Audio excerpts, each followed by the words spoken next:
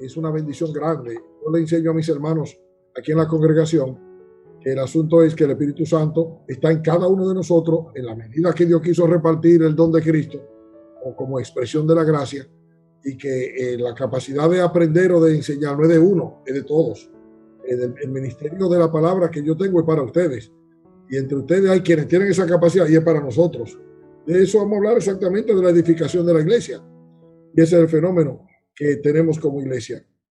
Yo pienso que si se le ocurriere, o quizás al final, no sé cuándo, pero sería bueno que hagamos preguntas. De hecho, los temas que voy a tratar aquí yo los tengo en forma de pregunta, y no le voy a hacer mucha no voy a hacer mucha exposición respecto al material del libro en sí.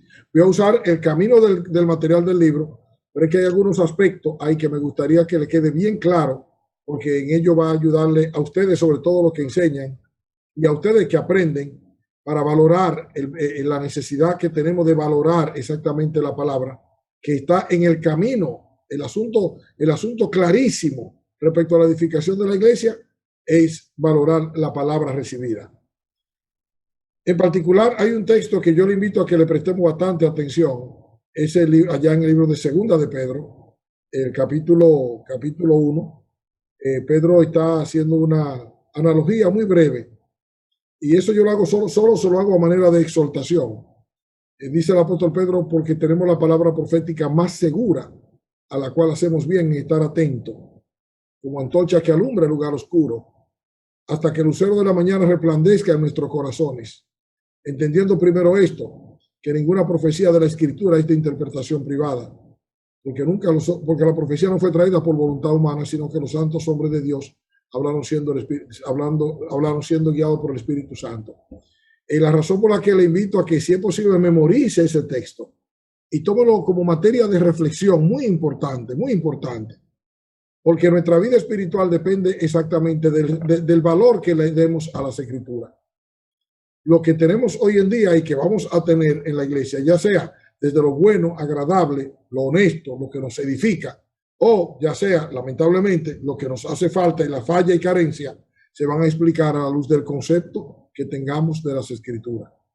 Demasiadas personas tenemos Biblia y no sabemos la joya, y joya es una poca cosa, el tesoro con que Dios nos ha bendecido. Así que póngale mucha atención a eso, porque si usted tiene una Biblia, usted tiene el libro de Dios con usted, y usted tiene allí todo lo que Dios quiere que usted sepa, para que usted sea la persona que Él quiere que usted sea. No es simple, blanco y negro. Usted no tiene una Biblia y aprenderse un versículo y ya lo sé todo. Yo sé que ese no es el camino. El camino es un camino de toda la vida, pero que tiene la ventaja inmensa de que el autor del libro está en ti. El autor del libro está en ti.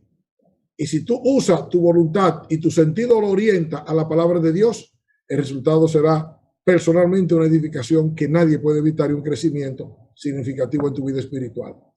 Dicho lo dicho, nos toca hablar de la edificación de la iglesia. Ustedes vieron el capítulo, y en el capítulo el hermano Jim Getz, que lo que nos da es la resultante. Ese libro es el resultado de un trabajo exegético que él hizo, y en particular aplicó el método inductivo e hizo un estudio particular en todo el Nuevo Testamento, y encontró este libro, la resultante del estudio que él hizo.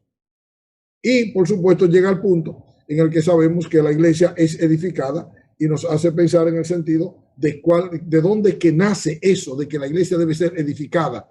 Pues nace como la consecuencia de haber predicado el evangelio. El evangelio predicado, una de las dos respuestas al evangelio predicado fue que muchos creyeron. Esas personas que creen vienen a la fe, y es donde nace, donde se da el grupo, donde Dios en su gracia comienza el fenómeno maravilloso de formar un pueblo, que es el pueblo que Dios el Padre regaló a su Hijo Jesucristo. Lo que me has dado, dijo Jesús.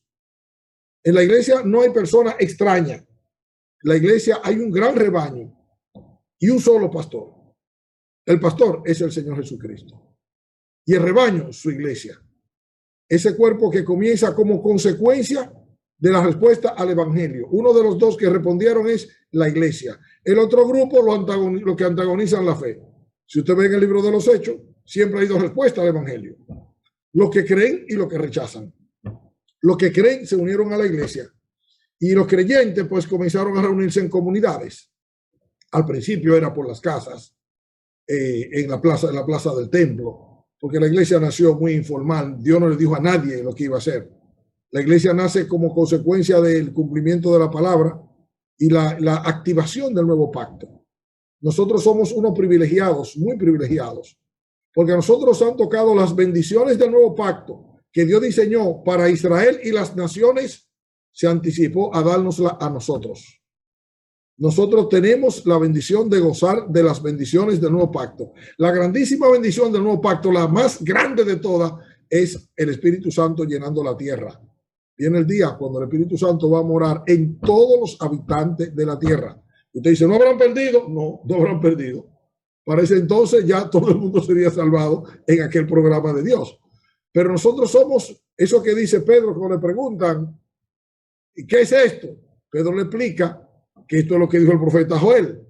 Le da una síntesis de todo el programa de Dios, que es exactamente apocalíptico, pero que tiene su particular centro en la venida del Espíritu Santo a morar en la vida de los seres humanos con una característica, y es que Dios perdonará los pecados de ellos, olvidará todas sus iniquidades, y por supuesto, esto es solo el principio, se llama nueva creación. Nueva creación. ¿Se acuerdan del texto que hemos leído de 2 Corintios, verdad? El 5:17, que es un texto muy popular entre nosotros los evangélicos. De modo que si alguno está en Cristo, nueva criatura es, las cosas viejas pasaron y aquí todas son hechas nuevas. Ese texto tiene otra lectura que es mucho más adecuada y es, de modo que si alguno está en Cristo, nueva creación, las cosas viejas pasaron y aquí todas son hechas nuevas. La razón por la que se dice nueva criatura es un aporte que hace Reina Valera para darle sentido y continuidad al movimiento de la palabra, pero en verdad el apóstol Pablo no lo dice así. Pablo lo que establece es que cada creyente, el que está en Cristo, es la evidencia de que Dios ha comenzado a transformar la humanidad. Nueva creación. Eso es porque la iglesia tiene que ser edificada. ¿Por qué? Porque el crecimiento y el desarrollo de la iglesia estaba presionando a los apóstoles, dije presionando. Usted recuerda que la Gran Comisión tiene dos partes, ¿verdad que sí? La una es vayan por todo el mundo y prediquen, vayan a todas las naciones y prediquen el evangelio, enseñándoles que guarden todas las cosas que os he mandado. Y esta segunda parte y la tercera de la Gran Comisión en la narrativa de Mateo, Mateo capítulo 28, versículo 16 al 20. Ahí tiene, en verdad, tiene tres partes. Tiene una tercera parte que dice, y aquí yo estoy con vosotros todos los días hasta el fin del mundo, que es la parte que vamos a hablar de la nueva creación, que en verdad Jesús no vive con nosotros, Jesús la persona. Jesús la persona, como el Hijo Eterno, está a la diestra del Padre, pero envió al Espíritu Santo y vive en nosotros como el Espíritu Santo, como su regente. La tercera persona de la Trinidad es la persona autorizada de enseñarnos, de darnos, de atraernos, de ponernos, de colocarnos, de hacernos ser como Jesús. Quien opera en nosotros como nueva criatura es el Espíritu Santo por la palabra que nos conduce a ser como Jesús. Pero hay un dato interesante que quiero compartirle, y es el lazo tan estrecho que hay y el privilegio tan grande que nos ha tocado a nosotros. En Génesis capítulo 12, seguro usted ha leído Génesis capítulo 12 y usted nunca le ha cogido con ver las implicaciones de eso. A lo mejor usted ha dicho, ay sí, que mira, el padre de la fe, Abraham. Ay sí, que mira, que Dios le hizo una promesa a Abraham, que deje tu tierra y tu parentela y que vaya a la tierra que yo te daré, que haré de ti una gran nación, que te bendeciré y será bendición, que bendeciré a todos los que te bendigan, a los que lo maldigan lo maldeciré, y que en tu simiente serán benditas todas las familias de la tierra. Oiga Jesús, vayan por todas las naciones y prediquen el evangelio a todas las naciones. La pregunta, ¿quiénes son esas personas que están llevando la bendición a toda la familia de la tierra? Los hijos de Dios. Usted y yo, hermano. Los hijos de Dios. Porque ya son nueva criatura. Nosotros, exacto, hermano, nosotros. Oiga, la nueva creación. Le hablo en Gálatas para que usted vea lo que va a decir el apóstol Pablo acerca de Abraham y la fe de Abraham. O le hablo en Romanos capítulo 4 cuando habla de la justificación, de las bendiciones de la justificación. Usted y yo tenemos el privilegio inmenso a causa del nuevo pacto, oiga, a causa del nuevo pacto, de ser los instrumentos de Dios para ser de bendición, para que toda la familia de la tierra alcance la bendición de la fe de Abraham. Esa es la iglesia. Por eso la iglesia tiene que ser edificada. Y eso es porque vamos a hablar de ello aquí en asuntos muy particulares. Los apóstoles evangelizaban y usaban unos códigos Ustedes vieron en el capítulo 4, términos de enseñando, evangelizaban, lo hacían laleando, el verbo laleo que hablaban, de muchas maneras. Así también en la iglesia, que nos habló de la edificación, usted va a encontrar que la iglesia nace, en Hechos capítulo 2, lo primero que se ve es que se da un fenómeno extraño, muy extraño. Si ustedes observan, Lucas se asegura de mostrarnos antes y después dos cosas interesantes. Antes, si usted quiere leer en Hechos capítulo 8, perdón, capítulo 1, usted va a encontrar que Lucas dice en el registro, y habían allí en Pentecostés de toda nación debajo del cielo. Y da una lista, ¿no lo ha leído? ¿No ha leído eso, verdad que sí? Judío aquí residente, cretense, árabe, partos, de Cirene en África, romano. El grueso de esa comunidad eran prosélitos judíos que habían venido a adorar a la fiesta de Pentecostés. Pero todos ellos estaban ahí y usted nota que ellos mismos tienen un problema serio. Cuando oyen la palabra y reaccionan a lo que Pedro predica, uno dice, ¿qué es esto? A eso Pedro le va a dar una respuesta. Pero otros dicen, esto está borracho, esto es lo que están borracho. Usted recuerda que en introducción del sermón, Pedro lo primero que va a aclarar es que no, que yo no están borracho nada. Y le da las razones. Pedro dice, son las 9 de la mañana. Y no, a la hora tercera del día, a esta hora nadie está borracho entre los judíos. La razón por la que Pedro dice eso es porque los judíos no comían ni se desayunaban hasta que pasaba la hora de la oración, que era a 9 de la mañana, ni tomaban nada. Pero lo que Pedro va a hacer luego es que da esa maravillosa apertura de reino a lo que dijeron, ¿qué es esto? Él le va a explicar qué es eso. ¿Y qué le explica? Le explica que Jesús, habiendo sido muerto, resucitado, ascendido a la diestra del Padre, envía el Espíritu Santo. El Espíritu Santo viene y el primer cuadro es que de ¿cómo quiero decir? Ese modelo de gente representando a las naciones del mundo. Cuando Pedro predica y ellos creen a la palabra, el resultado es un pueblo de una sola alma, de un solo pensamiento, de un solo ánimo, que comparten el pan, que están unánimes en las oraciones, que están unánimes en el lavamiento, en compartir la comida, que tienen un mismo espíritu. ¿Usted nota la diferencia? Que quiero que noten. ¿La notan? ¿O no la notaron? De más de 20 naciones diferentes, Dios trajo a lo que Él quiso y formó un pueblo de una sola alma, de una sola mente, de un solo deseo. Le voy a decir cuál es la palabra. La palabra es comunión. Es esa comunión lo que el Espíritu Santo constituye el milagro que el Espíritu hace con la iglesia. Cuando nosotros juntamos como iglesia, esa es la expresión del milagro. En el caso nuestro diferente, que siendo nosotros dominicanos o haitianos o del mismo país, diferentes regiones, diferentes culturas, diferentes familias, nosotros en la iglesia, cuando estamos unidos como iglesia, somos la expresión del milagro que hace el Espíritu de hacernos unos en Cristo. Cuando estamos ahí, está reunida la iglesia, el cuerpo de Cristo. Y eso es lo que hace fundamental, necesario y crítico, que lo que se haga ahí, se haga para cumplir la ley, que el apóstol Pablo luego va a hacer una especie de ley, un principio de 1 Corintios 14, que dice, hágase todo para la edificación de la iglesia.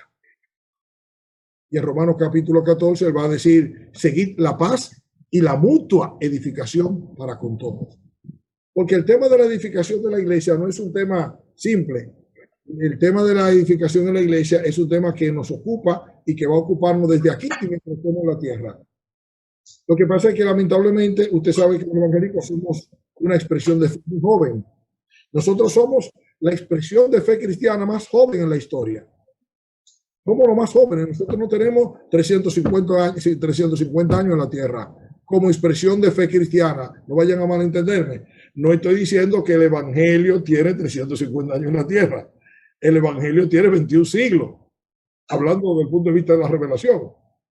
Pero ese evangelio estuvo expresado en diferentes expresiones a lo largo de estos 20 siglos, hasta que se da la Reforma Protestante, y como consecuencia de la Reforma Protestante, que viene como expresión del movimiento protestante, nacen las iglesias históricas, y de las iglesias históricas nace la fe evangélica.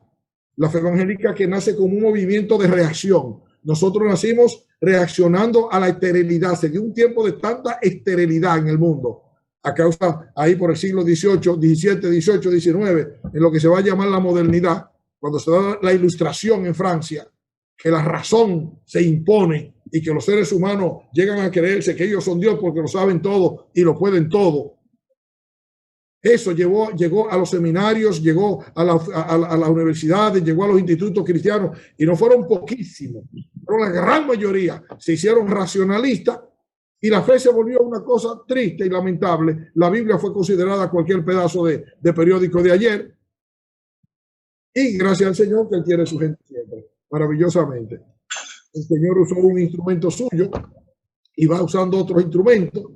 Y va saliendo una iglesia de las iglesias históricas y el movimiento protestante, va saliendo una iglesia que cree en que la palabra de Dios es la palabra de Dios, que Jesucristo es el Salvador, que Cristo resucitó de entre los muertos, y va creyendo, y así surge el movimiento evangélico que nosotros conocemos hoy. La razón por la que le digo esto es porque, hermano, tenemos esperanza.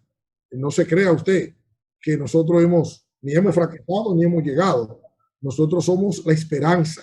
Yo creo que Dios, si Jesús no viniera antes, Dios va a hacer cosas inmensas con nosotros los creyentes evangélicos. Inmensa. Yo soy uno que creo que Jesús viene, y creo que usted no sospeche que yo dudo que Jesús viene. Yo digo como que Él viene ahorita. Así vivo yo, como que puede venir hoy, pero amén. No tengo el problema de esperar que Él venga por otros 3000 años, porque Él dijo que eso está en manos del Padre. Y Pedro dice que tenemos que nosotros aguardar hasta que el Padre envíe a Jesús. Es decir, Jesús mismo dijo, ni el Hijo sabe cuándo es. Yo no pierdo mi tiempo en el tema de cuándo viene, ni usted pueda creer lo que usted juzgue que es correcto, en la persuasión que usted tenga. Yo tengo la mía, le respeto la suya. Vivo como que Él puede venir hoy y hago planes como que va a venir en 300 años más. Por eso le digo lo que le digo. Le digo que usted y yo necesitamos afirmarnos en la fe y determinarnos a dar lo mejor que el Señor está haciendo con nosotros y está haciendo hoy, porque usted no sabe hacia dónde Dios le conduce en función de edificar su iglesia. Porque la razón por la que usted y yo estamos en la iglesia es para que sea edificada. Son dos partes de la gran comisión. Habiendo dado el evangelio, lo que resulta es que hay que instruir. Y lo que vamos a ver ahora es el resultado de la instrucción. El resultado de esa instrucción nos conduce a dos cosas. Uno, a tener una conciencia de la fe, en qué consiste la fe, y otro, a tener una conciencia de vivir en la presencia de Jesús a causa de esa fe, por el Espíritu Santo. Así que como usted puede ver, aquí voy a hacer la primera pregunta. Así son preguntas generales y yo voy a dar los puntos muy importantes. La primera pregunta en este sentido es cómo reaccionaron los discípulos al ejercicio de predicar el evangelio. Pues yo le dije a usted, ya le dije que la iglesia que resurge nace de un solo sentir. De aquellas naciones que habían en Hechos capítulo 1, presente ahí, sale un pueblo que jamás ha perdido ese sentir. Ese pueblo tenía todas las cosas en común. Eso tiene todas las cosas común. No era como yo oigo a alguna gente que hoy en día, usted sabe que nosotros somos de nuestros días, ¿verdad? Somos de nuestra experiencia. Y yo he oído gente en nuestros días, gente muy cándida y muy buena gente, que ha dicho, no, ese es el comunismo en su mejor expresión. Mire, un momentito, no me mezcle la mantequilla con la margarina, que son dos cosas parecidas, pero son muy diferentes. La mantequilla es animal y la margarina es vegetal. Así que déjemela ahí separadita. Aquello no era una opción comunista. Aquello era la expresión del misterio de Dios habiendo transformado el corazón de los seres humanos que hasta en un momento no sabían de qué se trataba, habiéndose arrepentido y creyendo a Jesucristo. Ahora tenemos gente llena del Espíritu Santo y es el Espíritu Santo la razón de esa unidad, no la disposición humana.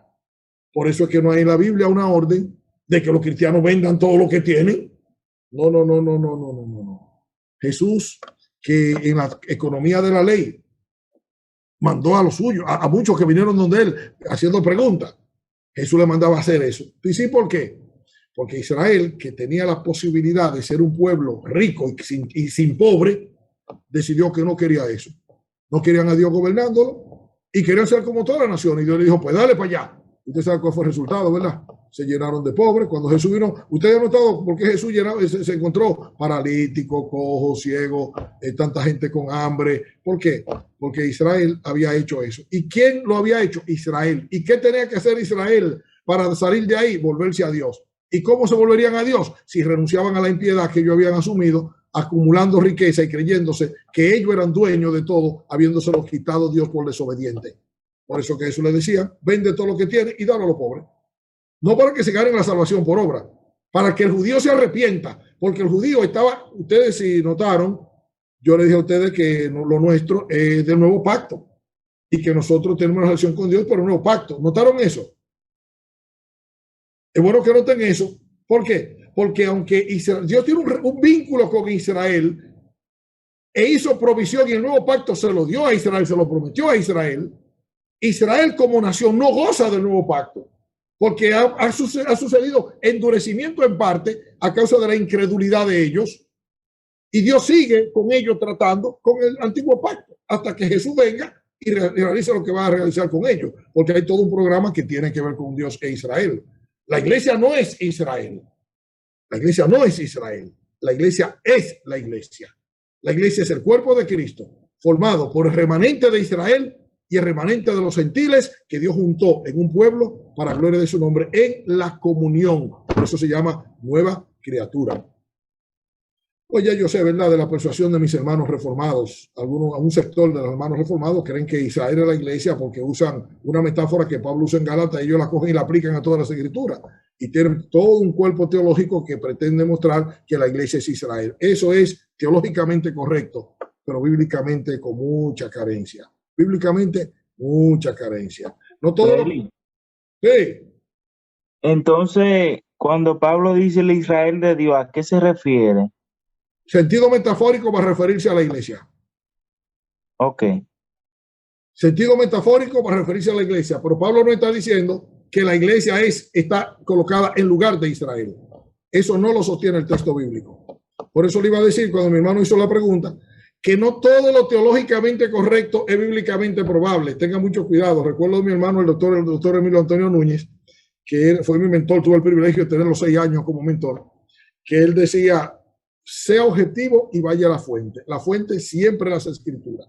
Tú puedes oír lo que tú oigas, estudia toda la teología que tú quieras, lee todo lo que tú quieras, pero si en ese cuerpo teológico hay un solo texto de la Biblia que no cabe, quien está mal es el cuerpo teológico, no la Biblia. Si hay un versículo que no cabe, que tú tienes que hacer mueca y buscarle razón y torcerle el brazo y espiritualizarlo para que quepa en tu sistema, el mal es tu sistema, no las escrituras.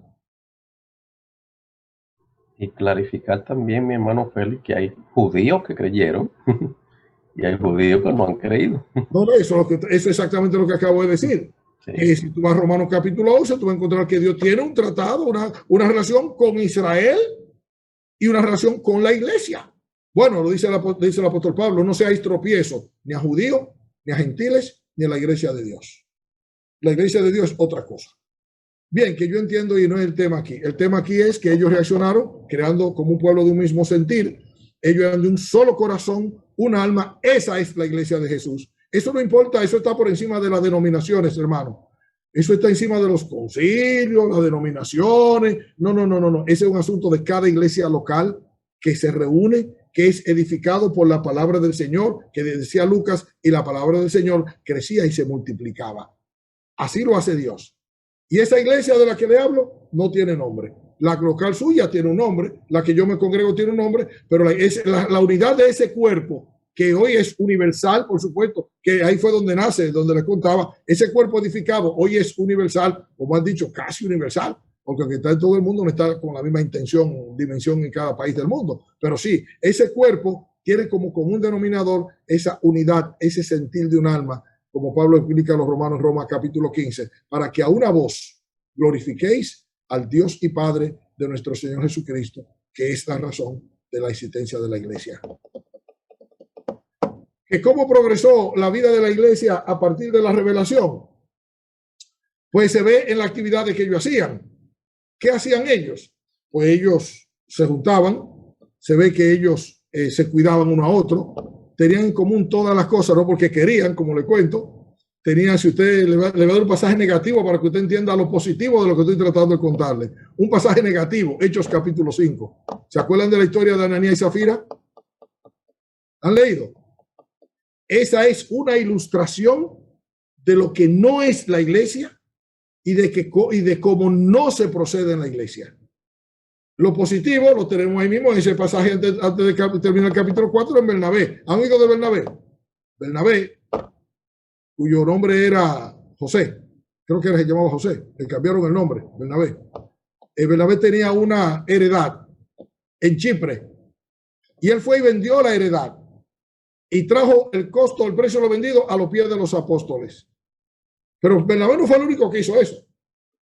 En esa circunstancia lo hacía todo aquel que el Espíritu Santo movía y traía. Yo dije, porque, bueno, había una circunstancia particular y era que había una cantidad de gente extranjera en Jerusalén en ese momento y había que hacer provisión para ello. Pero yo me refiero al fenómeno. El fenómeno consistía en que nadie decía hacer suyo nada de lo que tenía y no había necesidad entre ellos. Y si ustedes observan, cuando la iglesia tiene dificultad, la primera dificultad que va a tener tras la muerte de Ananías y Zafira, porque ¿a quién trataron de engañar ellos? La pregunta. ¿A quién? Al Espíritu Santo de Dios. Al Espíritu Santo. Usted sabe que fue juicio sumario. ¿Por qué fue juicio sumario? Porque intentaron mentir, intentaron decir que su comportamiento era según su fe y era mentira. Ellos creían una cosa y actuaron otra. Y por eso fueron los dos. Pero lo que quiero decir es que ese cuadro negativo, póngalo en positivo. En positivo es que usted y yo hemos recibido en el nuevo pacto lo que Israel recibirá entonces. Pero que en este tiempo y economía, cuando Dios trae la gracia y la verdad por el Señor Jesucristo, nos da en Jesucristo todo lo que Israel tendría. Usted ha oído la palabra del apóstol Pablo que dice que bendito es el Dios y Padre de nuestro Señor Jesucristo, que nos bendijo con toda bendición espiritual en los lugares celestiales en Cristo Jesús. O en boca del apóstol Pedro, en 2 de Pedro capítulo 1, versículo 3, porque todas las cosas que pertenecen a la vida y a la piedad, todas nos han sido dadas mediante su divino poder, por medio de la cual nos ha dado grandísima y preciosa promesa para que seamos partícipes de la naturaleza divina. Nosotros, habiendo oído de la corrupción que hay en el mundo, por esto mismo, poniendo toda diligencia, añadid a vuestra fe virtud, a la virtud conocimiento. Y él sigue por ahí para abajo. Hermano, al que no escatimó a su propio hijo, sino que lo entregó por todos nosotros, ¿cómo no nos dará también con él todas las cosas? Es que todo es nuestro. Dice, ¿qué te está diciendo? Estoy diciéndole que Jesús es, por así decirlo, la cabeza federal, no solo de la iglesia, que nosotros tenemos Jesús cabeza de la iglesia, ¿verdad que sí? El cuerpo de la iglesia. Jesús es la cabeza federal tanto de la iglesia como de Israel. De Egipto llamé a mi hijo. Todo lo que Israel sería, lo fue el Señor Jesucristo en perfección en la tierra. Cuando Israel crucifica a Jesús, estaba crucificando al único justo, al único judío que hizo la voluntad de Dios, ellos lo mataron. Y la consecuencia de eso es que Dios cumple en nosotros y nos da a nosotros por anticipado la gracia de tener todas las cosas y nos la entrega a nosotros, no por nosotros mismos, porque Dios no hace nada en nosotros por nosotros. Dios hace cosas por Él, para la gloria de su nombre. Nos ha enriquecido, nos ha dado la gracia, nos ha dado la salvación, nos ha dado la bendición, nos ha dado a Cristo, nos ha dado todas las cosas para que seamos para la alabanza de la gloria de su gracia. Alabanza de la gloria de su gracia, lo que quiere decir es, se lo va a decir en palabras de Jesús en el Sermón del Monte, así alumbre vuestra luz delante de los hombres, para que vean vuestras buenas obras y glorifiquen a vuestro Padre que está en el cielo. Le pregunto, ¿quién es que va a alabar y celebrar la gloria de Dios al verle a usted? ¿Quién? ¿Quién lo va a hacer?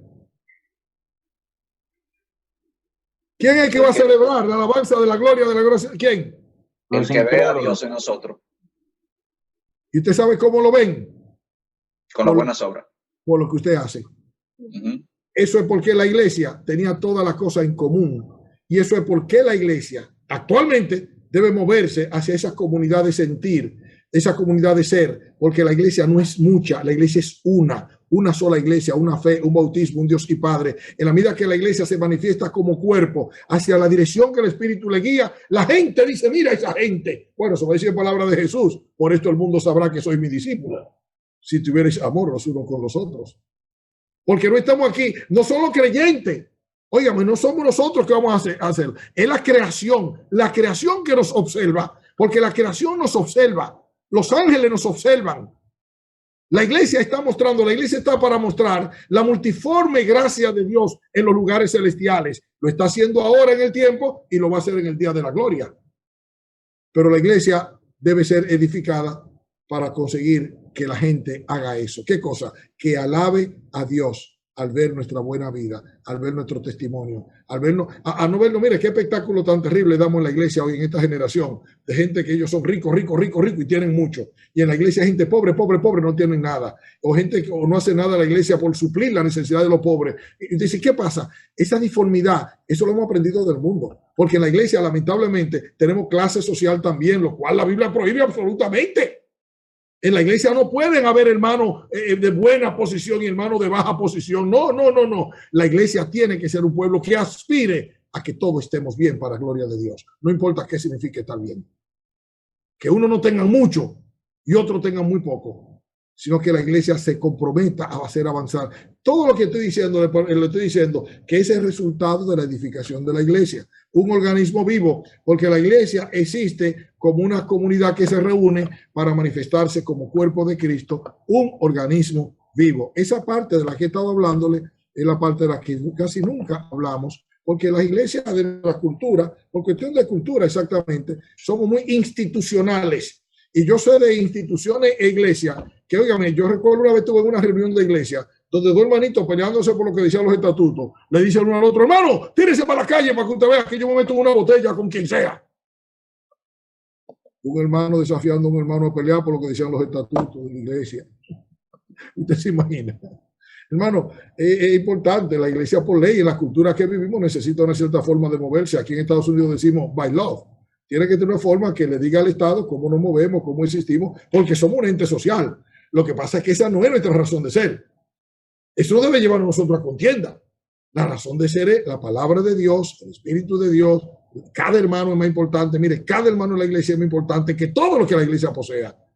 Todo lo que la iglesia tenga, que se compre y que se venda, es pura basura alrededor del hermano. El prójimo, el hermano, hay que tomarlo muy en cuenta y tenerlo en alto. Eso fue lo que hizo que el apóstol Pablo se dedicara a enfatizar la necesidad que tiene la iglesia de ser una iglesia madura. Eso contesta la pregunta. ¿Qué es una iglesia madura? Yo supongo que usted lo sabe porque al pasar por el libro, el hermano que se aseguró de encontrar 3 elementos que él define como una iglesia madura. Yo quiero que usted me digan cuáles son esos 3 elementos y yo voy a pararme ahí para darle unas distinciones muy interesantes. A ver, ¿cuáles son esos 3 elementos? Amor, fe, esperanza. Perfecto. Esas son 3 virtudes. En la iglesia católica, la teología católica llama eso virtudes teologales. Ellos hacen de esa declaración un fundamento para hacer teología humana, regularmente humana. Ellos son sumamente humanistas. Por supuesto, el apóstol Pablo le llama virtudes. Y el hermano Goetz dice que son las características de una iglesia madura. Yo pudiera hablar, como ustedes tienen el material, yo voy simplemente a ayudarle a ver 2 cosas muy importantes desde una tercera. Voy a comenzar al revés. La tercera es esta, que se la voy a dar en primer lugar. Hermanos, al leer el Nuevo Testamento, todas las epístolas, excepto Hebreo, pretenden explicar cómo la iglesia debe edificarse. Todas pretenden explicar cómo vivir esta fe hacia adentro, en la congregación, y hacia afuera. Lo veremos en un capítulo más adelante. Respecto a los negocios, a la familia, a la comunidad, a la sociedad, etcétera, etcétera. Pero en el presente hay tres libros en el Nuevo Testamento que son Hechos, Hebreo y Apocalipsis, que no entran, aunque esos términos estén pendientes ahí, no entran en esa dimensión porque no son libros específicamente para la iglesia. Son libros de la iglesia, pero que están trabajando en la transición. Pensamiento en transición. Hechos está explicando cómo la iglesia nace en Jerusalén y va a ir hasta Roma y hasta lo último de la tierra. Esa es la intención del libro de los Hechos. De ahí porque en el libro de los Hechos usted no va a encontrar doctrina marcadamente enseñada, porque no es la intención de Lucas. Aparecen términos doctrinales y, por supuesto, hermenéuticamente hablando, ese término suena muy grande. Creo que ustedes saben eso. Ustedes saben que en la hermenéutica, el conjunto de normas y principios que norma la interpretación bíblica, ¿verdad? Entonces, hermenéuticamente hablando, el principio que nos guarda de equivocarnos es este. En el libro de los Hechos, lo que es norma de la iglesia aparece en las epístolas.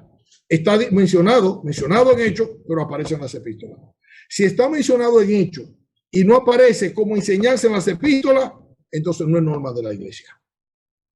No se le olvide eso, que es muy interesante. Hermenéuticamente hablando, eso le va a salvar a ustedes muchos problemas. El libro de Hebreo es un libro de transición también. Está explicando cómo pasa el propósito de Dios desde la economía de la ley a la economía de la gracia, y no está hablando exactamente de la gracia en tanto las implicaciones de la salvación, sino de la gracia en tanto la cruz, el sufrimiento, la prueba y la disposición nuestra a vivir para Dios al costo que sea. El libro de Hebreos. Y ya sabemos lo de Apocalipsis, ¿verdad? Lo de Apocalipsis nos está mandando a la plenitud que viene después del capítulo 4 del libro Apocalipsis, va hablando, introduce el capítulo 1, que basta tanto para la iglesia, capítulo 2 y 3, como para todo el resto del libro que tiene que ver con Israel. Apocalipsis es un libro interesantísimo. A mí me encanta. Yo estoy metido en un asunto interesante ahora, aprendiendo muchísimo de la apocalíptica como género de escritura. Y el Apocalipsis es un libro fundamentalmente judío, para los intereses judíos. Usted sabe que la iglesia está formada por judíos gentiles, ¿verdad que sí? Para dar respuesta a la problemática económica, política y espiritual del mundo. Pero no vamos a meternos ahí. Solo quiero decirle por el momento que Apocalipsis es un libro de transición también. Todo lo demás está escrito por la iglesia, para la iglesia, y debe enseñarse a la iglesia. A mí me encanta que el Señor me dio esa gracia muy temprano en mi vida. Yo he predicado expositivamente el texto bíblico por toda mi vida. Yo he tenido el privilegio de que los creyentes se me quejen de lo mucho que le doy. Óigame, qué bendición. Pastor, que usted me da demasiado, usted no da demasiado, de no menos. Porque por la gracia de Dios le doy las escrituras, porque es lo que hay que dar. Si las iglesias no crecen, es porque dan sermones. No se nos mandó a predicar sermones. Un sermón de un puntito aquí, un sermón de un tema allí, que toda mi gente, no. De vez en cuando, pues sí, una homilía, como diríamos en el argot religioso general, pero se nos manda que prediques la palabra, que intes a tiempo y fuera de tiempo, reprende, redarguye, exhorta con toda paciencia y doctrina, que nadie te menosprecie. Y a mí me encanta eso, porque eso es lo que el Espíritu Santo usa para edificar la iglesia. El Espíritu Santo no edifica la iglesia con los sermones de nadie. El Espíritu Santo edifica la iglesia con la palabra. Por supuesto que si esos sermones son bíblicamente bien establecidos y bien hechos, pues lo va a usar el Espíritu Santo. ¿Se entiende eso? Porque no estoy en contra de predicar el sermón. Estoy diciendo que debe estar basado, fundamentado, nutrido, lleno, bien estudiado, bien presentado, porque la iglesia es edificada por la acción del Espíritu Santo, por la palabra, en la comunión. En la comunión. ¿Por qué eso es tan importante? Mire, eso es muy importante porque tenemos en el Nuevo Testamento, aparte, al margen, si se quiere, usted no tiene que imaginarlo, pero al margen del libro de los Hechos, Hebreos y Apocalipsis, tenemos una cantidad de epístolas que Pablo escribe, que Santiago escribe, que Juan escribe, que son cuerpos, le llaman técnicamente cuerpos. El cuerpo paulino, que son 13 epístolas, si no le pone hebreo. El cuerpo juanino, que son las 3 epístolas de Juan, más el Apocalipsis, si usted no lo saca. El cuerpo petrino, que son las 2 epístolas de Pedro, y un cuerpo universal que tiene Judas, Santiago, creo que no me quedó ninguna, ¿verdad? Judas y Santiago son... Ok, ¿qué le digo? Cada uno, este es el segundo asunto que les quería mencionar. Cada uno de esos libros tiene su propia identidad, su propia razón de ser y su propia personalidad. Un problema que tenemos los evangélicos y que debemos aprender a manejarnos con él es lo que se llama cuando nosotros analizamos nuestra fe, la analogía de la fe. Nosotros solemos coger un texto aquí y alarlo a otro texto y formar una doctrina, porque los textos dicen, este texto dice amor y este dice amor también. Ah, pues están hablando de lo mismo. Pues mire, sí y no, tenga mucho cuidado. Tenga mucho cuidado porque amor, o como cualquier otro término en la palabra, desde el punto de vista de la gramática simple, la sintaxis nos ayuda a entender que la palabra, cada una clausura su significado en su propio contexto. Entonces, si eso es así con la palabra, es así con los libros, es así con las cartas, es así con los documentos. Cuando usted lea, por ejemplo, la epístola de Judas. Repita eso, lo que usted dijo, por favor. Dije que la sintaxis Es la parte de Ajá. la parte de la gramática que estudia el significado de la palabra junto con la semántica, pero la sintaxis en este caso desde la posición de la palabra. El significado de la palabra se clausura en cada contexto. Es decir, si yo uso la palabra, yo dije amor, pero puedo decir blanco o caballo, cualquier palabra. Cualquier palabra que usted elija y que usted encuentre en la Biblia, tiene que tener sumo cuidado en entenderla en su propio contexto. ¿Por qué? Porque fuera de contexto, cualquier palabra se puede convertir en un pretexto. Fuera de contexto. Hay que entenderla en su propio... Usted entiende el término contexto. Creo que no estoy hablándoles raro, ¿verdad?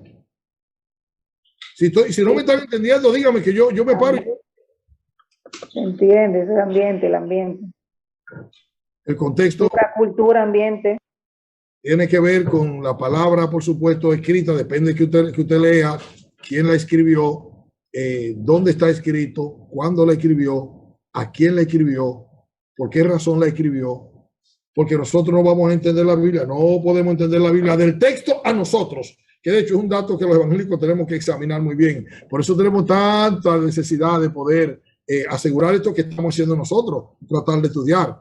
Hay un método que se llama método devocional, que trae el significado del texto a la persona, pero ese método hay que tomarlo con pinza, tenga mucho cuidado, porque puede hacerle mucho daño si usted no es sabio, lo suficientemente prudente para permitir que el Espíritu le guíe. Porque traer el texto directamente de usted desde el texto a usted le puede acarrear algunas dificultades, que fue lo que pasó en caso de los corintios. Yo quiero hablarle de dos epístolas particulares. Primera Corintios y Efesios. ¿Y sí por qué? Porque esas dos epístolas ilustran muy bien lo que el hermano Goetz dice respecto a una iglesia madura.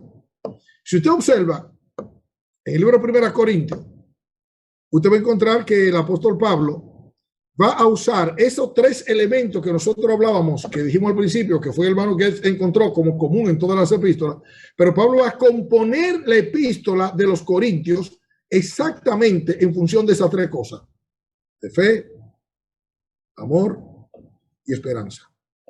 No lo hace con ninguna otra epístola. Esos temas están en las otras epístolas, están presentes en todas las otras. Primera, segunda, Tesalonicense, está en el libro de Apocalipsis, aparece uno de ellos, cualquiera de los dos. Sí, pero que Pablo tomó la fe, la esperanza y el amor en otro orden, ¿verdad? Para componer la epístola. Primera Corintios, el capítulo 1, hasta el capítulo 6. Pablo está hablando de la dificultad que tiene la iglesia en tener comunión. Usted ha leído Primera Corintios, ¿verdad que sí? Usted recuerda que se dividieron en 4 partidos, que la fe estaba tirada por el suelo, que no entendían la fe. ¿Por qué no entendían la fe? Porque ellos, Jesucristo era uno de otros 3 salvadores, según ellos. También salvaba a Pablo, según ellos, salvaba a Pedro y salvaba a Apolo. Y Jesucristo, los Jesucristo que hicieran lo mínimo. Y Pablo se indignó: no es posible. ¿Acaso morí yo por ustedes? ¿O murió Apolo? ¿Quién fue que fue crucificado? Y Pablo va a tomar de ahí, va a arrancar para hablar del valor y la necesidad de una fe saludable. Y va a enseñarle a ellos ese asunto particular, y va a ir va a hablar de la unidad de la iglesia, capítulo 1 y 2, del misterio, del valor de ese misterio en Cristo Jesús, el capítulo 1 al final, todo el capítulo 1, versículo 18 al 31, si mal no recuerdo. Va a seguir hablándole del liderazgo de la iglesia, que no existe la iglesia, no existe la iglesia por liderazgo, el liderazgo existe por la iglesia. El liderazgo de la iglesia, que Pablo decía, ejemplo yo les he dado. Y va a seguir al tema particular con el compromiso de la fe cuando la iglesia no hace su asunto que tiene que hacer, como juzgar a la gente que peca. Ustedes leyeron que una de las cosas que la iglesia hacía al principio, y que debe hacerlo siempre, es juzgar a los que pecan. Ustedes recuerdan el capítulo 5, 1 Corintios, que se dio un caso de un triángulo ahí. Había un triángulo en la iglesia, y como eran 4 partidos, y ellos pertenecían a uno de esos 4 partidos, pues ellos se tapaban, y Pablo no. Pablo juzgó el asunto y mandó que hiciera lo que tenía que hacerse, porque en la iglesia el pecado en ninguna manera. El que quiera pecar, se le debe permitir que peque si quiere fuera de la iglesia. Uno de las grandes carencias que tenemos hoy en día. Yo me maravillé el otro día, me llamó un discípulo que tengo aquí, que participa en estos grupos también, que me llamó para decirme: pastor, tuvimos que expulsar a uno de la iglesia. Y yo lo felicité. Yo te felicito, hermano. Te felicito de corazón. ¿Por qué? Porque, hermano, en las iglesias hoy en día la gente le tiene miedo a la gente. Diga para que no se vayan. Que se vaya tú el que no quiera ser santo. Que se vaya. Dios no necesita gente que ande en pecado para eso todo el mundo. Dios necesita gente que quieran ser santos y vivir para su gloria. Y si en la iglesia se levanta alguien que causa divisiones o que quiere pecar, usted sabe el valor de la comunión cuál es. Usted oyó lo que dije, que causa divisiones o que quiere pecar, la iglesia tiene que juzgarlo. Por supuesto, no estoy diciendo que hay que estar votando a todo el mundo porque hay que saber de qué se trata, hay que juzgarlo. En el capítulo 6 te nota que Pablo actúa de forma diferente. En este caso sumario, en el capítulo 5, él expulsó. Él dijo que se expulsara, que se entregara a Satanás. En el capítulo 6, entonces él dice, pues ¿saben qué? Ustedes hicieron un juicio y sacaron a ese. Ahora, cuando usted tiene problemas, ¿qué hacen? Ustedes también se van entonces a los inconversos, a que los inconversos les sirvan. Ustedes no saben quiénes son ustedes. Hermano, usted sabe quiénes somos nosotros. Vamos a juzgar el mundo. Vamos a juzgar a los ángeles. Vamos a ser los jueces del mismo Satanás. Nosotros vamos a juzgar al mundo. Nosotros no en persona, ¿verdad? Nosotros presentes como testigo de cargo, la persona del juez es el Señor Jesucristo. ¿Qué le digo? Le digo que Pablo ahí establece la norma, la frontera, para hablar de la fe y de una fe saludable, una fe fuerte. Lo que hace la iglesia, una iglesia fuerte, es una iglesia que tiene una fe fuerte, que entiende, que defiende, que vive su fe. Eso es lo que Pablo va a llevar eso hasta el capítulo 11, en lo que va a hablar ya, por supuesto, de la libertad cristiana, del orden en la iglesia, y va a llegar a ese orden particular en el que la iglesia tiene que ser la iglesia. Los corintios intentaron hacer de la iglesia lo que ellos querían. Y si usted lee con cuidado por el capítulo 11, usted va a leer que Dios tuvo que intervenir y matar muchísima gente. Lo de Ananías y Zafira no fue un accidente, fue la consecuencia de su pecado. Y lo de los corintios no es un accidente, fue la consecuencia de su pecado. Y yo no tengo ninguna duda que en esta pandemia, parte de lo que estamos viviendo y parte de lo que muchas iglesias han sufrido es consecuencia de su pecado. Mínimo de tentar a Dios, mínimo de tentar a Dios. Yo sé de iglesia que se murió, la mitad de la iglesia se murieron, el pastor y su familia se murieron todito. ¿Por qué? Porque tentaron a Dios. Ellos dijeron, no, hombre, no, eso no es nada. Ese virus no es nada. Eso son cosas de la gente. No, nuestro Dios es más poderoso que ese virus y lo vamos a vencer. Ajá. Es verdad que nuestro Dios es más poderoso que ese virus. ¿Y para qué tenemos el sentido común? ¿Para qué tenemos las escrituras? ¿Para qué tenemos? ¿Acaso no dice Dios que no debemos tentarle? ¿Usted sabe lo que es tentar a Dios? Tentar a Dios es exponerse a lo que el sentido común te dicta. Como un asunto normal y regular, exponerte, las consecuencias son tuyas. Tienen que tener mucho cuidado con lo que hacen. Usted sabe que Dios no quiere la muerte de nadie, pero Dios es santo y se respeta muchísimo. Dios se respeta a sí mismo y no cae en el juego que caemos nosotros los seres humanos. Bien, que yo le decía ahorita a usted que del texto a nosotros, no funciona así. En este caso Pablo tampoco lo hizo ni lo hace ningún creyente que se respete. Hay que ir al texto, sí, el texto, la revelación de Dios. A partir de la revelación de Dios, hay que afirmarse en la tradición del Evangelio. ¿Qué enseña el Evangelio? ¿Qué enseña el Evangelio? A partir de la tradición del Evangelio, hay que tomar la palabra por nuestra mente, nuestra comprensión, por ese valor de estudiar, por el Espíritu Santo en nosotros que nos va a guiar. La razón, hay una razón al servicio de la fe, no la fe al servicio de la razón al servicio de la fe. Y por supuesto, el último asunto interesantísimo, que es el que vivimos en esta generación, la experiencia. Usted sabe que esta es la generación de la experiencia, ¿verdad? En esta generación la gente vive por lo que hace. Por eso tenemos tanto conflicto hoy en día con el tema del COVID.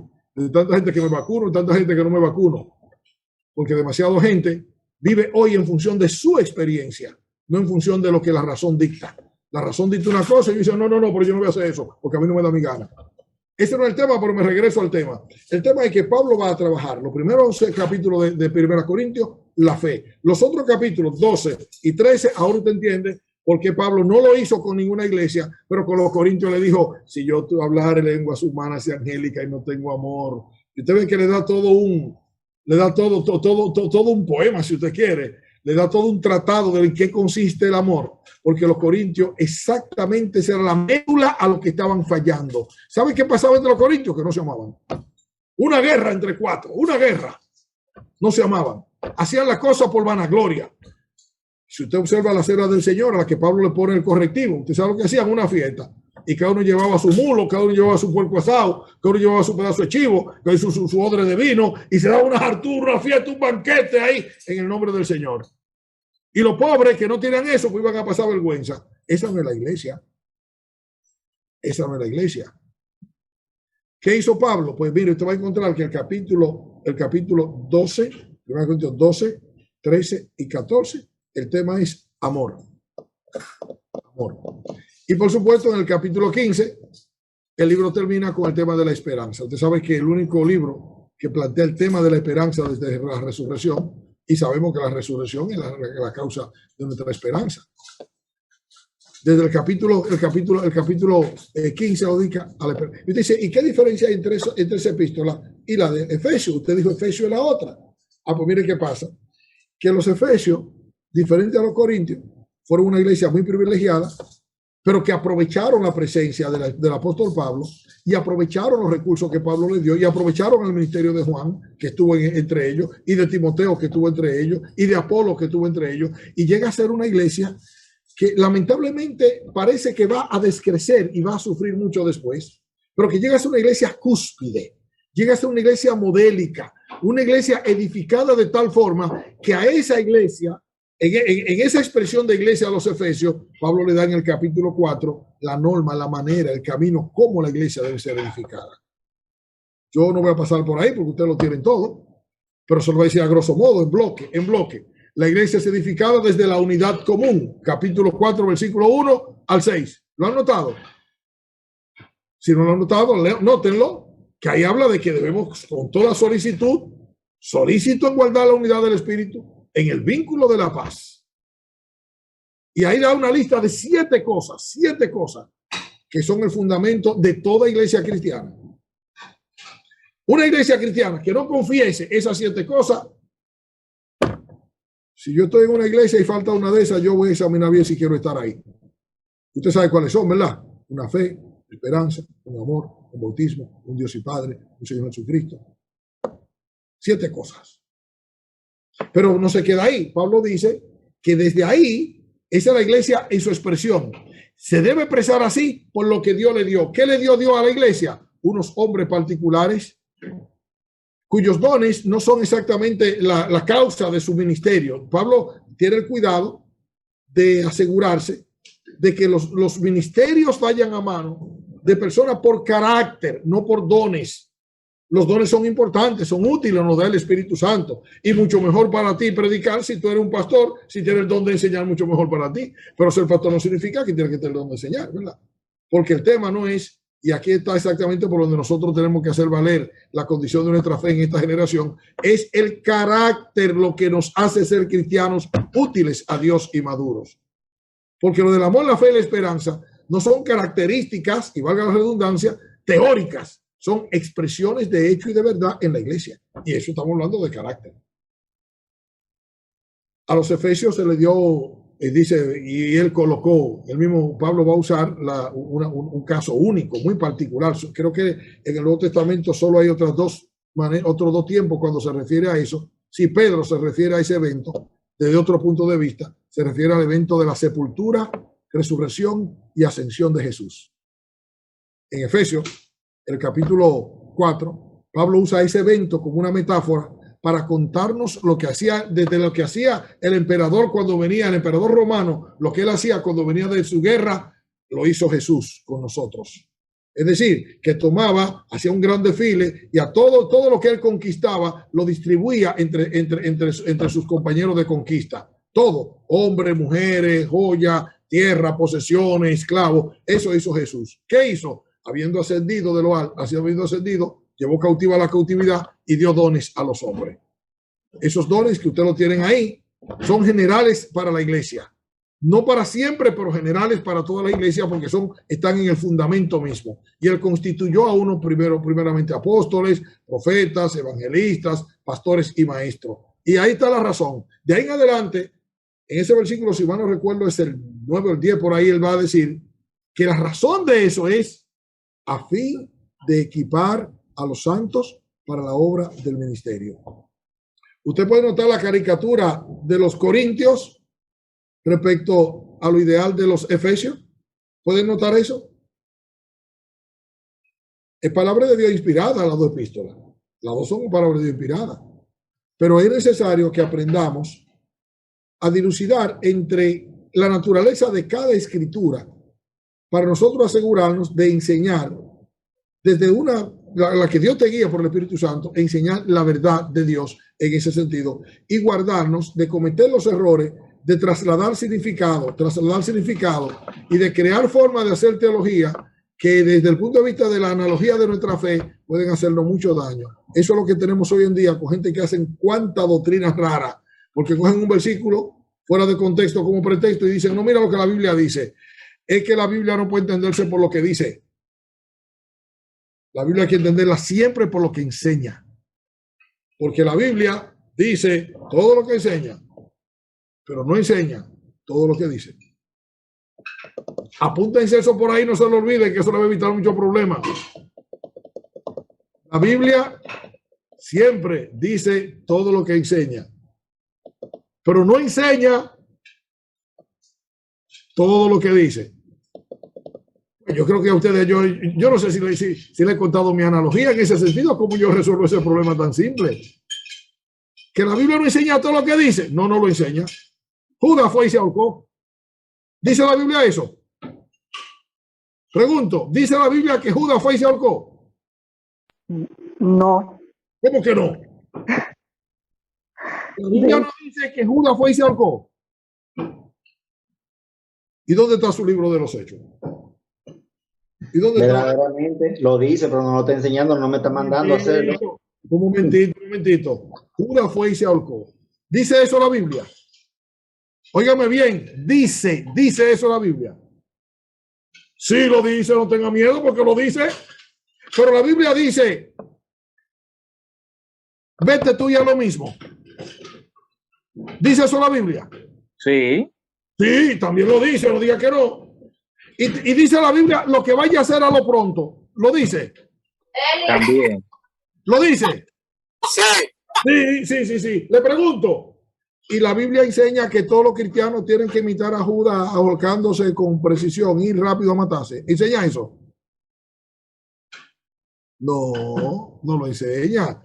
Lo dice, pero no lo enseña. ¿O acaso lo confundí? Yo quiero leerle un versículo, pastor, que está en Hechos 1. Ajá, léalo, hermano.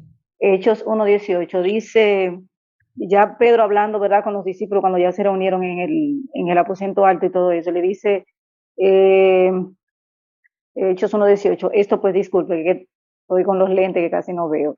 Este pues, o sea, Judas, con el salario de su iniquidad, dice que adquirió un campo y cayendo de cabeza, se reventó por la mitad y todas sus entrañas se derramaron. O sea, yo también pensaba que Judas se había ahorcado porque lo había escuchado, pero yo estoy leyendo el libro de Hechos. Sí. Y eso no desmiente que se ahorcó, hermana. Eso confirma que se ahorcó. No, yo estoy preguntando porque textualmente aquí dice que él se cayó rodando en el campo que compró con el dinero que vendió a Cristo y que se reventaron sus entrañas. Por eso yo ahorita le dije que no. O sea, aclárenme, lo estoy preguntando para aclarar. Pastor Félix. Sí. Dice que, según se cuenta, con la soga que él se ahorcó, se rompió y se despereñó de allá arriba. Tú tienes razón, hermano. Lo que pasa es, lo que mi hermana leyó es un relato del otro ángulo del mismo evento. Sí, del mismo evento. Cada evento tiene muchos ángulos. Todo depende de dónde se ubique el periodista o el que cuenta la historia. En este caso, la declaración de que Judas se ahorcó es el relato rápido de que fue lo que pasó en Mateo. Se ahorcó Judas. Está bien, no tiene intención de dar otro dato. Pero Lucas, que si usted lee el Evangelio de Lucas, al principio va a leer que Lucas investigó diligentemente detalles. Él dice detalles. Pues le encuentra un ángulo y el ángulo que lo ocupa es ese que usted leyó, hermana, en que no solo se ahorcó, sino tal como dice Pancho. Pancho, eres tú, ¿verdad que sí? Sí, señor. Te estoy conociendo por el timbre de voz porque yo no sé qué por qué no quiero que yo te vea. Yo estoy con la cámara tapada, pero te estoy viendo a ti perfectamente. Ay, me alegro, Pancho, qué bueno. Ven que estoy más joven ahora y más elegante. Pero sí, la soga se le rompió a Judas y se despeñó. Sí. Y Mateo 27:5 dice literalmente que se ahorcó. Exacto, sí. Y lo dice y es verdad. Lo que pasa es dice, arrojando la pieza de plata en el templo, salió y fue y se ahorcó. Ese es el relato general. Lucas se encarga de otro ángulo en el que entra en los detalles con la intención marcada de asegurarse. Usted nota que Pedro dice, y Pedro cuenta el relato, y lo cuenta con unos detalles tremendos, ¿verdad? Que hasta se le mostraron. Judas no solo se ahorcó, pero tal como Pancho dice, Judas parece que no calculó bien a dónde se tiró. Él quería matarse porque la angustia no era cualquier cosa. Y parece que se fue a una rama que daba al vacío, a un vacío. Él pretendía colgarse y ahorcarse bien ahorcado. Pero resulta que cuando él se cuelga, parece ser, y aquí estamos especulando porque el texto ya no entra en esos detalles, lo que sí es claro, que donde él se ahorcó, donde él se colgó, no tuvo suficiente tensión para sostener el cuerpo y que se fue al vacío y no era cualquier abismo. Abajo cayó y Lucas registra que cuando cayó ya usted sabe lo que pasó. Pastor Félix, sí. Un aporte quizás ahí para los demás. Gracias por la aclaración, don Félix. Hermana, usted tiene razón, lo que usted leyó bien, usted leyó bien, hermano, no hay problema con esto. Lo que pasa es que el pasaje tiene diferentes ángulos. Siga, hermano. Sí, Pastor Félix, el pastor Jonathan de la Iglesia de la Villa Olímpica. Un aporte quizás en este punto es entender cuando leemos los libros históricos, es no mirarlos siempre como un punto de doctrina determinante, diríamos así, sino que los libros históricos relatan, es un relato, obvian cosas y no agregan cosas, y por eso en los evangelios quizás vemos que cada autor en su relato de la misma historia, pues como usted dice, se pone en un lado de la historia diferente. Entonces, siempre que vamos a leer algo de un libro histórico, es importante saber que no tiene todos los detalles ahí. No podemos afirmar un versículo o un texto sin quizás mirar otro texto o quizás irnos al trasfondo histórico de lo que estamos leyendo. Es importante en los libros históricos tener pendiente eso. Sí, yo añadiría lo que tú dices, hermano, que cualquier literatura que leamos del contenido bíblico, siempre nos aseguremos de qué estamos leyendo. Porque la Biblia es una gran biblioteca, en verdad. Y la vigencia de la Biblia, a mí me encanta la Biblia en su totalidad, porque tanto el Antiguo como el Nuevo Testamento están vigentes respecto a los principios que nos enseñan a vivir para Dios. Y entonces lo que sí necesitamos hacer es siempre muy cuidadoso, eso hay que tratar que entiendan respecto a la analogía de la fe, que no cojamos un libro que es lo que ha conducido a algunos errores teológicos de personas que cogen libros favoritos que a ellos les gustan y entonces cogen y comienzan a meter el contenido del texto bíblico por ahí, por ese libro y esa visión que ellos tienen, que a veces son legítimos. Es decir, yo por eso le dije ahorita le dije al principio, que los esfuerzos teológicos son válidos todos son válidos. Lo que no todos son siempre bíblicos. Y si va a ser bíblico, entonces tenemos una cosa muy simple.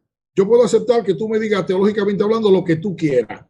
Lo que yo te voy a asegurar es que asegúrate de marcármelo y ponérmelo claro, porque si me dice que es teología cristiana, entonces yo te voy a decir, dame el marco bíblico. ¿Dónde enseña la palabra eso?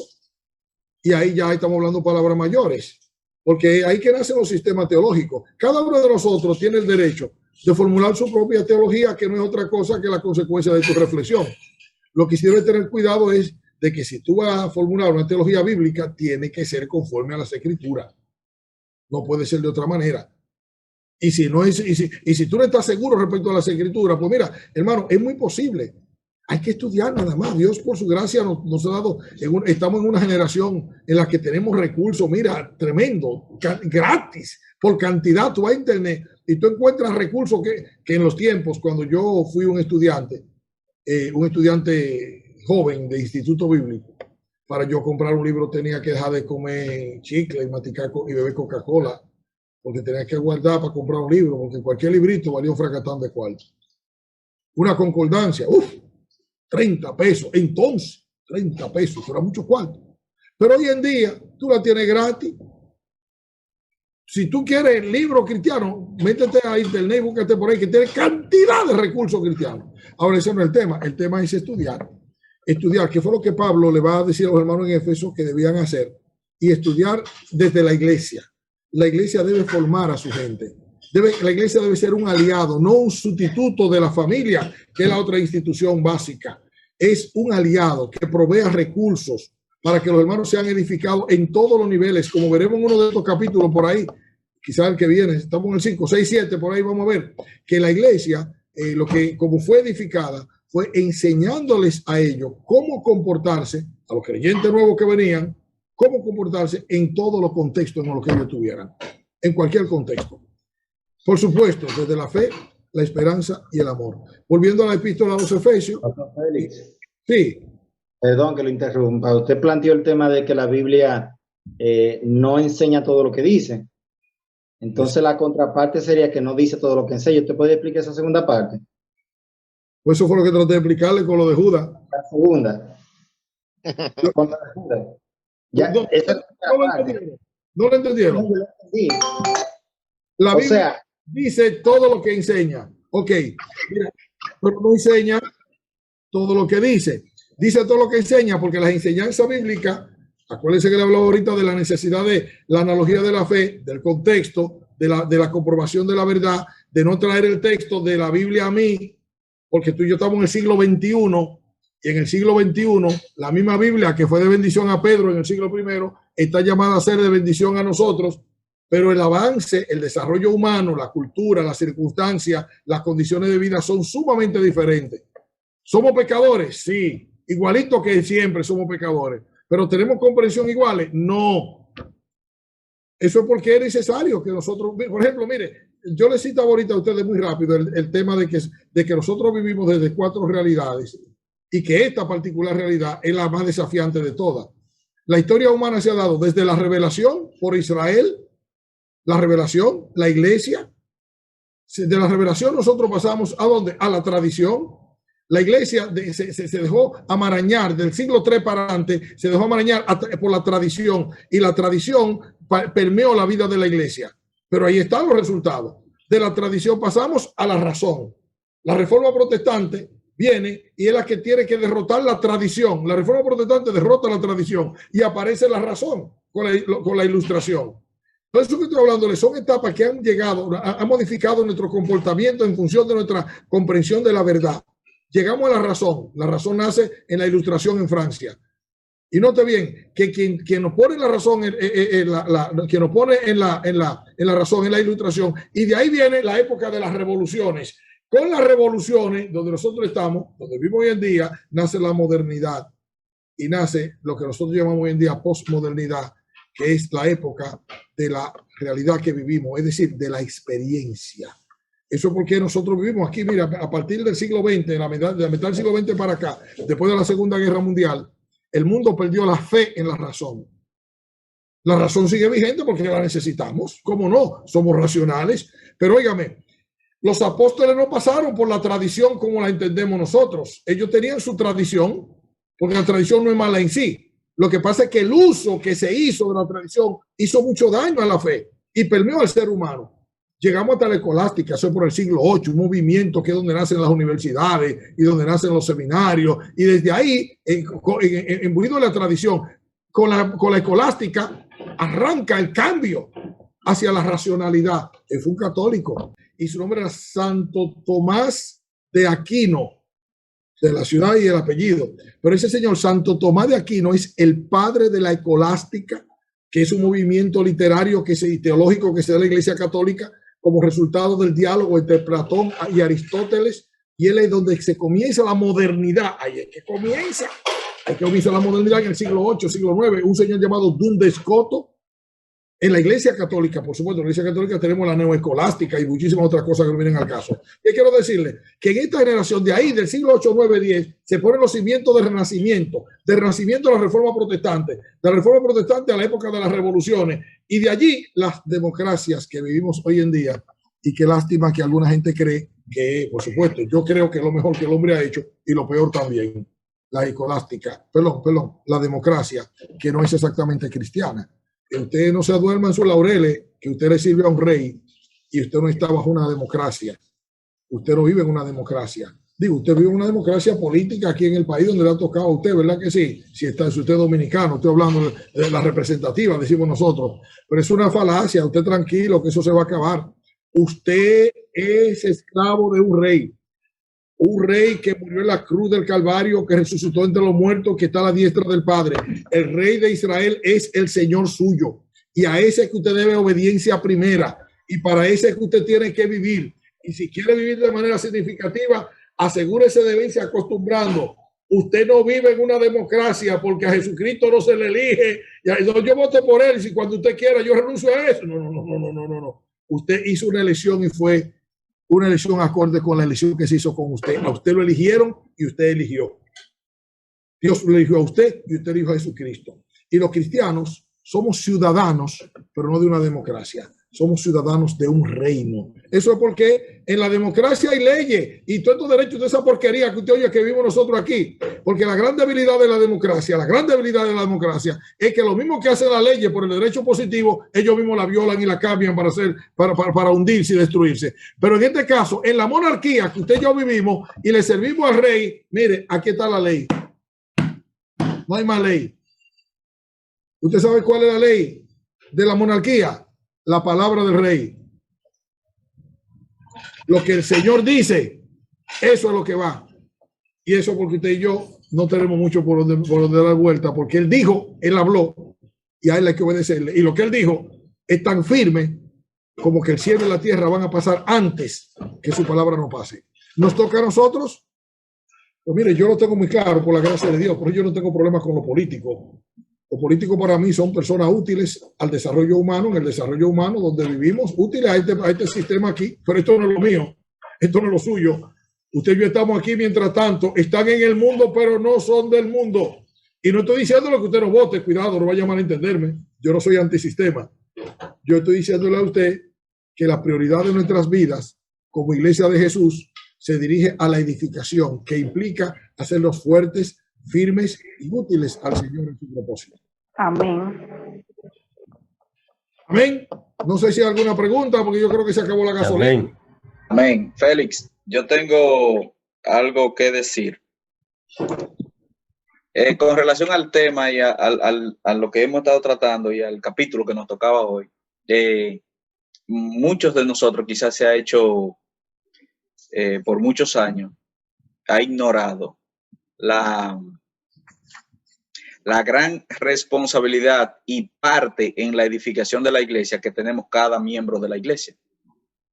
A veces vemos una iglesia inmadura y según lo que estudiamos y viendo el estudio que hizo el hermano de la palabra de Dios del Nuevo Testamento, si vemos una iglesia, si entendemos que estamos en una iglesia inmadura, bueno, nos toca examinarnos cada uno de nosotros si estamos cumpliendo con ir a la iglesia, a amar, a tener una misma fe y una esperanza, a practicar esas cosas. Y yo me quedé impactado de ver cómo quizás esa parte de madurez de la iglesia se le quiere cargar completamente muchas veces al grupo de líderes, al grupo de ancianos, al grupo de pastores. Y es un asunto como la Gran Comisión. La Gran Comisión es de todo. No es de un programa de la iglesia, pienso yo, es algo particular y que cada uno debería estar trabajando y procurando poner el 100% en esas cosas. Entonces, para llegar a la unidad, yo tengo que llegar, para edificar la iglesia, yo tengo que llegar con la intención de edificar. Tú lo has dicho bien, Tito, exactamente eso. Somos los líderes, los responsables de hacer entender eso a la congregación y no solo hacérselo entender, crear las condiciones para que entren, para que participen. Óigame, no hay cosa más sublime y yo lo vivo por la gracia de Dios. Yo tengo una pequeñísima iglesia, una pequeñísima iglesia donde todo el mundo participa. Esta misma semana pasada tuvimos una experiencia preciosísima el domingo de resurrección, en la que yo no tuve que hacer nada más que preparar mi predicación y presentarla. Pero entonces todo el mundo hizo su parte, todo el mundo no solo hizo su parte, y todo el mundo participó, todo el mundo, óigame, ¿y por qué? Porque en la iglesia nosotros nos gozábamos en eso, que el Señor, la gente que está en la iglesia donde nosotros somos iglesia, somos una iglesia pequeña, pero Dios, la gente que ha traído ahí es gente que tiene una capacidad de querer vivir para Dios. y entonces hacen sus cosas. Nosotros tenemos unos programas que ayudamos, en particular hay uno, permítame contarle este testimonio. Nosotros preparamos cada año, preparamos una pequeña caja de zapatos, y ahí ponemos juguetes, herramientas, un Nuevo Testamento, una pequeña forma del plan de salvación. Eso no lo hacemos nosotros por nosotros, lo hacemos con una organización aquí que prepara esa caja y la manda a países, sobre todo países islámicos, donde no se puede predicar el evangelio, o países que están en guerra o han salido de la guerra. Y tenemos, en particular, hay una cosa interesantísima, y es que son países donde la modernidad no ha llegado. Por ejemplo, una toalla sanitaria, es asunto común por aquí, que ya ni se usan Tampa y otros sistemas, porque todo ha progresado mucho por aquí. Pero por allá, las mujeres sufren mucho, porque no tienen una forma de cómo manejarse. Y nosotros encontramos que ahí había necesidad de toalla sanitaria, y conseguimos una forma de hacer toalla sanitaria. Y entonces, tengo una hermana, una apreciada hermana en la iglesia, óigame, que es una hermanita. Usted no se imagina la bendición que es que esta hermana hace unas cantidades de toallas sanitarias reusables. Y llenamos, este año mandamos, amores, ¿cuántas cajas mandamos este año? Como 90 cajas mandamos este año. Y con cosas que van a ser útiles a esos lugares. Pero lo que quiero decirle, yo le conté la historia para contarle que esa hermana, su capacidad frente a una máquina de coser, y esa hermana se sienta con otras dos hermanas y hicieron cantidad de toallas sanitarias que junto con juguetes, con libros, con lápices, con reglas. También este año con el asunto de la pandemia, por supuesto, ustedes saben que la mascarilla era crítica, ¿verdad que sí? Pues este año también hicimos mascarilla. Y estamos preparándonos ya para el año que viene, porque hermano, en la iglesia hay un espacio para todo el mundo. Lo que pasa es que hemos reducido la iglesia a predicar el evangelio, a estar en el culto, lo cual es muy importante y es necesario. Pero lo de la iglesia, lo más importante de la iglesia está hacia afuera. Es adentro, pero hacia afuera. Ese movimiento. Y somos los líderes, los responsables de enseñarle a los hermanos y de orar al Señor, de pedirnos que como creativamente, Señor, la gente que está aquí tienen dones, tienen ministerio y tienen operaciones. Acuérdense, son tres cosas. Observen en 1 Corintios 12. Los dones los da el Espíritu. Los ministerios del Señor Jesucristo y las operaciones las hace Dios. Se lo dejo como tarea. Y los líderes necesitamos enseñar en la iglesia para que sea edificada, que unos somos los que predicamos, otros que enseñamos, otros que limpiamos el patio, otros que hacemos para ayudar al prójimo en esto, otros que cuidamos muchachitos, pero cada cosa hay que hacerla para gloria del Señor. Es el tema. Así crecemos. Porque eso sí, ustedes acuerdan que en Efesios capítulo 4 el texto termina diciendo que Dios da el crecimiento a partir de la actividad de cada miembro. ¿Lo notaron? El crecimiento no es un asunto de recibir información. Bien, en ese pasaje que Efesios 4 está enseñado que la iglesia debe edificar a los santos para obrar el ministerio, y eso se basa en la enseñanza, pero no solo la enseñanza en cuanto a la palabra, la enseñanza en cuanto a que el miembro de la iglesia se active, porque el miembro que crece en la iglesia es el miembro activo.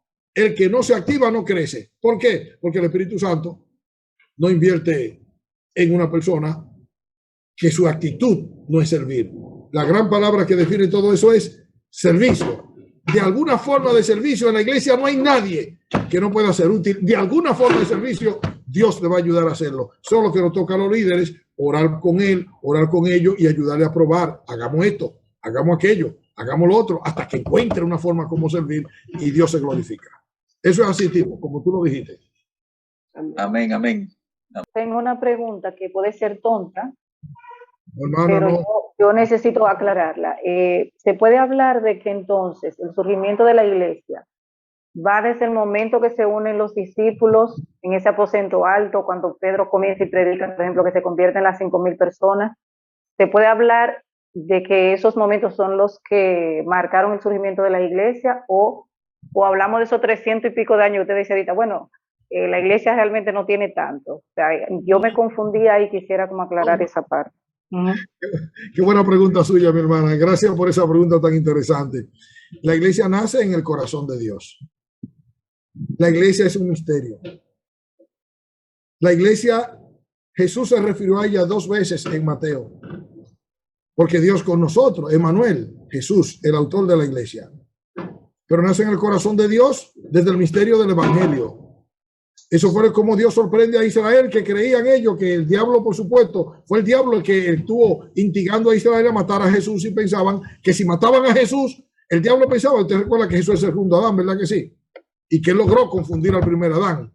Le extravió los sentidos al primer Adán y logró extraviarlo a todos los humanos. Él pensó que si mataba a Jesús, el enemigo Satanás instigó a los judíos a matar a Jesús, y que si lo mataba, él se quedaba con todo el control del mundo. Solo que él tenía un dato que él no conocía y que él no sabía, que matar a Jesús era exactamente su fin, y que si él mataba a Jesús, todo lo que él pensaba que iba a hacer a su favor se iba a volver en contra, porque entonces Dios le dio a Jesús el mandamiento de que se entregara a la muerte, y Jesús se entregó a la muerte. ¿Se acuerdan del texto en Juan 10? Este mandamiento recibí de mi Padre, que ponga mi vida para volverla a tomar. Nadie me la quita. Si no tengo poder para ponerla, y tengo poder para volverla a tomar. Jesús se entregó a la muerte. A Jesús nadie lo mató. Jesús murió porque él vino a morir, y murió cuando cumplió lo que estaba escrito. Pero ¿qué resulta? Que la muerte de Jesús, en vez de hacer el movimiento que pasó con el primer Adán, que su pecado, el atraer la muerte a Adán, trajo a toda la generación de Adán a la muerte. Pero al atraer la muerte de Jesús, sucedió lo que el diablo nunca sospechó, que Jesús resucitaría. Y la resurrección de Jesús lo que hace es que entonces convierte a todo el linaje de Jesús como Cristo. Entonces dio forma un mundo, un pueblo que es suyo, que él elige, que él llama, que él coloca. Esa es la iglesia. En ese instante, el instante cuando Jesús muere en la cruz del Calvario, cuando Jesús resucita entre los muertos, cuando se da el evento de Pentecostés, porque no se puede separar, hermano. La encarnación tiene 4 elementos que no pueden separarse, que son los elementos del evangelio, lo que predicamos, que Cristo murió por nuestros pecados conforme a esa escritura, que fue sepultado, que resucitó entre los muertos, que ascendió a la diestra del Padre. Ya a partir de ahí, él envía al Espíritu Santo, que es donde Pedro dice, y la venida del Espíritu Santo es la que constituye la iglesia. La presencia del Espíritu, eso es lo que hace la diferencia. Israel tenía Espíritu Santo también, pero no lo tenía en la dimensión que nosotros tenemos. El Espíritu Santo en Israel venía y se iba según el propósito y programa de Dios. Ustedes recuerdan de Sansón, por ejemplo. ¿Se acuerdan de Sansón? Que violó el voto y el Espíritu lo dejó, y Sansón estaba jugando con Dalila, como que él iba a seguir jugando, y no sabía que el Espíritu Santo lo había dejado. Pero eso es en la economía de la ley, así funcionaba. Pero la economía de la gracia, el Espíritu Santo vino a nosotros como iglesia para siempre. No hay manera como el Espíritu Santo se vaya de usted. Usted asegúrese de lo que hace, porque eso sí, si usted no quiere vivir como Dios dice, Dios se asegura de disciplinarlo, y olvídelo, que ahí va desde darle unas dificultades aquí que se llaman pruebas y dificultades, hasta mandarlo a la muerte y llevárselo a la gloria antes de tiempo. Porque es imposible que usted no se santifique y que usted no sea santo, porque Dios le llamó, siendo su Padre, a ser santo, porque Él es santo. Y si usted no quiere, pues le va a pasar por el molinito de la disciplina para que usted se santifique entonces. Y si usted persiste en que no, Dios se va a asegurar de que lo haga, no se preocupe, que Dios es santo y usted también. Pero le toca a usted y a mí santificarnos a causa de la naturaleza de nuestra fe. ¿Qué hizo el Señor? Nosotros todos somos como Cristo. Todos. No hay un hijo de Dios que no sea como Cristo. Por eso es que Jesús le dijo a Nicodemo que hay que nacer de nuevo. Porque para ser como Cristo hay que nacer del Espíritu. Y al momento que nacemos del Espíritu, el Espíritu Santo viene a nuestras vidas y está con nosotros para siempre. No significa que va a estar siempre como usted quiere. No, está con usted para siempre con la intención de controlarle, de enseñarle, de instruirle. Le bautizó, le equipó, le regeneró, le selló. Pero usted necesita aprender a andar bajo el control de Él para que su vida cristiana sea fructífera, firme y útil a los propósitos de Dios. Y esa parte no es difícil, porque eso no depende de usted. Eso depende solo y únicamente de que usted quiera obedecer. Si usted quiere obedecer, el Espíritu Santo le fue dado a usted plenamente y le llenó en el momento de usted creer. Y toda vez que usted no ande en pecado, el Espíritu Santo le está llenando. Porque usted no puede ser cristiano sin el Espíritu Santo vivir en usted y hacer él la obra que usted puede hacer. La obra que usted y yo hacemos está llamada a ser siempre en el control y poder del Espíritu Santo. Por supuesto, no le estoy hablando de emociones, no le estoy hablando de experiencia, le estoy hablando de su fe. Su fe. Y si usted cree, oiga lo que dice la palabra. La palabra lo que dice es esto: Si confesamos nuestros pecados, Él es fiel y justo para perdonar nuestros pecados y limpiarnos de toda maldad. ¿Cómo usted puede vivir en esta vida libre de toda maldad? ¿Usted cree que tiene fuerza para hacer eso? No. Pero sí tiene el poder de hacerlo. Con el poder. Dios le da el poder. Por eso Dios nos lo dio ya cuando dijo recibiréis poder. En eso consiste el poder del Espíritu en nosotros. En darnos la gracia de vivir una vida aquí que usted ni nadie puede vivir, pero Dios la hace posible siempre que usted se sujete a Él. Por el Espíritu usted crea. Dice, ¿cómo yo me sujeto? Creyendo y andando en el control de Él. Y si usted falla, Él se lo va a decir porque le habla, Él le guía. El Espíritu Santo está para guiarlo. Él los enseñará a toda verdad. Él no hablará lo que quiere. Él hablará lo que es mío. Tomará de lo mío y lo hará saber. Porque el Espíritu Santo en usted y en mí es el regente, el que representa a Jesús y que nos conduce, nuestro carácter nos conduce a Jesús. Por un lado, mediante el fruto del Espíritu, que tiene que ver con nuestra realidad emocional, y mientras la virtud de que hablábamos ahorita de Pedro, que tiene que ver con nuestro carácter. En esa combinación estamos nosotros en el medio haciendo decisiones. La decisión que usted hace puede o apagar el Espíritu Santo en usted y contentar al Espíritu Santo y usted anda en la carne como usted quiere, creyente sí, pero carnal, o decidir vivir para Dios, hacer la voluntad de Dios y andar siempre en el control del Espíritu. Y salimos del control del Espíritu, sí, cuando usted peca. ¿Y por qué pecamos? No porque usted quiere. Usted peca porque es un pobre humano, somos pobres humanos, que somos vulnerables todavía al pecado, pero eso va siendo cada vez menos en la medida que usted aprende a andar en el Espíritu. Usted aprende a hacer morir por el Espíritu la obra de su carne. Dios le enseña cómo hacer morir por el poder del Espíritu, porque usted no puede hacer morir la obra de su carne. Por usted no. Usted no tiene poder sobre el mal y sobre su carne mucho menos. Por eso que usted y yo nos pasa que decidimos en nuestra carne. Yo no voy a hacer otra cosa, trae embarrado otra vez. ¿Por qué? Porque usted no tiene poder. Pero si usted aprende a andar en el poder del Espíritu, usted verá que usted sí podrá. No por usted, pero sí porque Dios le va a ayudar a hacerlo. Es un tema del que podemos hablar muchísimo, hablaremos mucho más, porque lamentablemente de eso no se habla. Nosotros creemos que el Espíritu Santo es pentecostal. Eso creemos nosotros. Los conservadores teológicamente hemos llegado a creer que el Espíritu Santo es pentecostal, como que Jesús es evangélico. Y diga que Dios es católico. Alejandro dice que Dios es católico. ¡Qué barbaridad! Bueno. Gracias, don Félix. Muchas gracias. Hermano, ha sido un gusto. Tito, ¿qué tú dices? Terminamos aquí, hermano. Sí, vamos a pedirle, darle las gracias a usted y darle las gracias a los hermanos que se conectaron. Y bueno, hemos sido edificados y hasta cierto punto también examinados por la palabra, que es lo importante. Vamos a pedirle al hermano Alejandro, que ha estado callado, que nos dirija en oración, por favor. Perdón, Alejandro, antes que Alejandro ore, yo quiero decirle que sigan orando por mí. El Señor en su gracia me ha ayudado a entender que para servirle a Él, yo no necesito estar sano, yo necesito ser fiel. Y en Amén. Por lo demás, ayúdenme orando. Ya le contaba que pienso estar con ustedes a partir del 15 de mayo, si Dios quiere. Oren que el Señor haga provisión de lo que necesitamos para los propósitos que nos llevan. Y en particular, ustedes saben que vamos a esa conferencia acerca de evangelizar hoy. Que el Señor nos dé gracia para que estoy orando. Que el Señor nos dé gracia para querer hacer lo que necesitamos hacer y que tanto nos edifica. Evangelizar en estos tiempos, que no son cualquier tiempo. Muchísimas gracias. Perdóname. Amén. Amén. Oramos. Padre, en el nombre de Jesús, te alabamos y adoramos tu nombre, Dios, porque eres bueno, porque para siempre es tu misericordia, porque tenemos el privilegio de llegar ante tu trono de gracia, ante el único Dios verdadero.